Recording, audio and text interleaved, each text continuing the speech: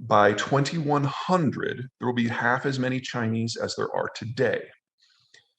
And then in April, they started to release details from their 10-year census. And they realized that they had been overcounting their population for some time. And that 2100 date for half as many people was moved forward to 2070.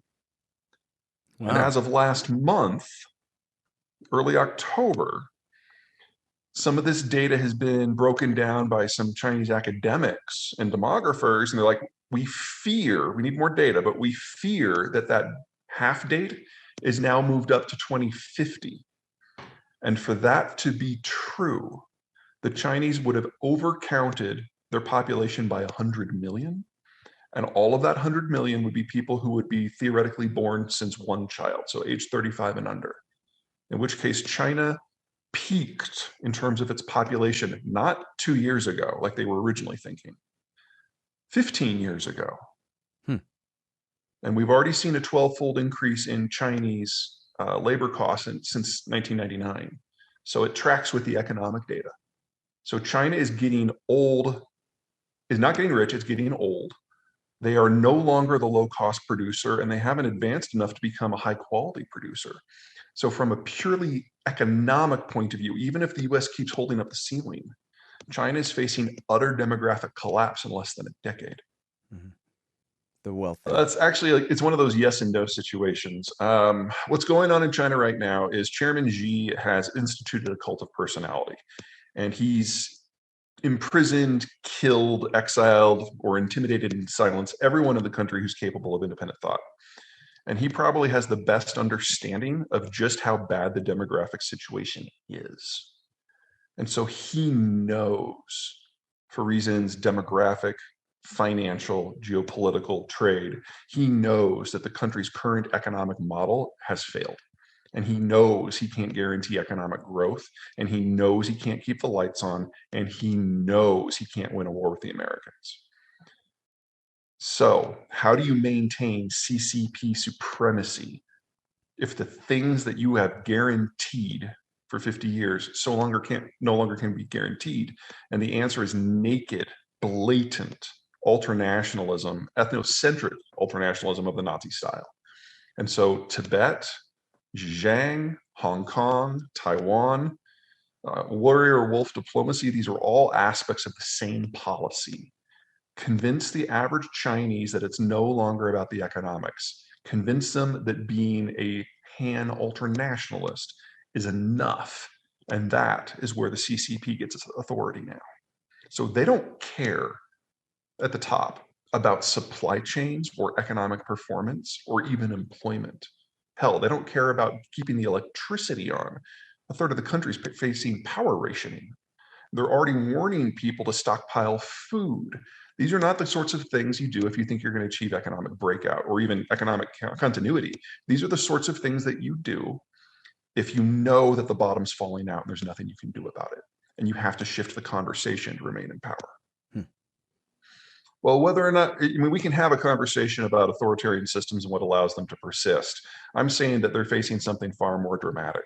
They know economic structures that they have relied upon since Deng are collapsed, and they know that they can't repair them.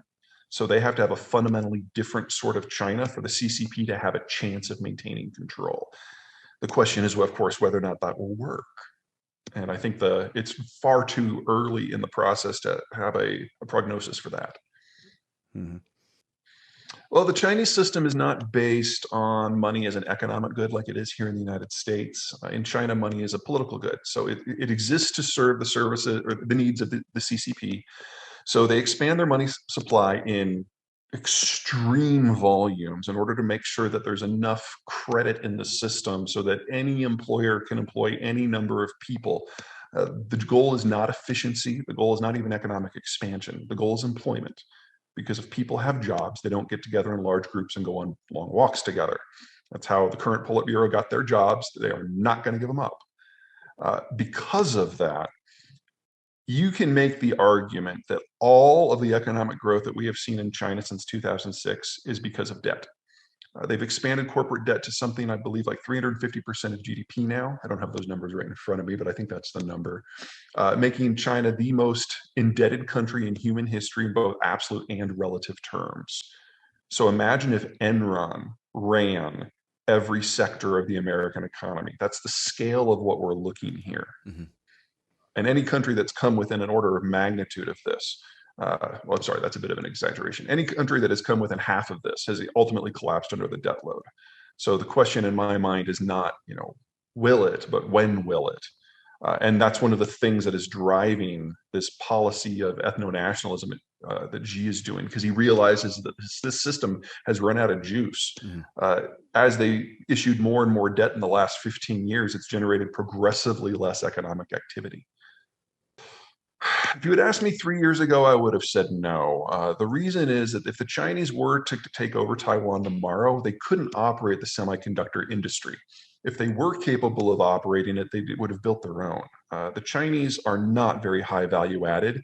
They can only make the really low end computer chips, and they can only do that with equipment that was built elsewhere, installed by foreigners, and maintained by foreigners. So the idea that they could just walk into TSMC headquarters and just take over and make it run is silly. Besides, all the designs for those chips come from the United States. And if they did this, someone, Vietnam, Japan, India, the United States, someone would send those 3 destroyers off to the Indian Ocean basin and destroy China as a modern industrialized power. It'd be very, very easy, and the Chinese know that. So there has never to this point been a serious risk to Taiwan, in my opinion. But things are changing. Because if Xi no longer believes that economic stability and growth is possible, well, then they're moving towards an economic collapse and a deindustrialization scenario anyway. And if that is now the guiding thought of Xi Jinping, then all of a sudden, economic fallout from a conflict is something they're going to experience whether they do the war or not. So there is something to be said for choosing the time and the place of the conflict and being the one who pulls the trigger, and so being the one who can write the narrative about why the conflict is happening. So I would say that the risk to Taiwan today is higher than it's ever been. Doesn't mean that I think a war is imminent or even inevitable, but I'd give it a 1 in 3 chance now, which is the highest I've ever considered it. Well, I mean, that's in a very American solution. I don't think it would fly in China. The Chinese, it is now part of the national mythos as created by Xi Jinping. And it's a very, very effective way of beating the drum from time to time. So I can't imagine Beijing going for anything, any sort of compromise. Honestly, the strategic ambiguity as it existed a year ago served both sides, because it allowed the Chinese to do their little chess beating every once in a while, allowed Taiwan to have its de facto independence, and the United States didn't have to do anything. Things are changing, though. We've already discussed the calculus in Beijing. The calculus is shifting in Washington. The Biden administration, in bits and pieces, is redefining strategic ambiguity, and it is not clear to me what the end game is here. This is a very in-play issue.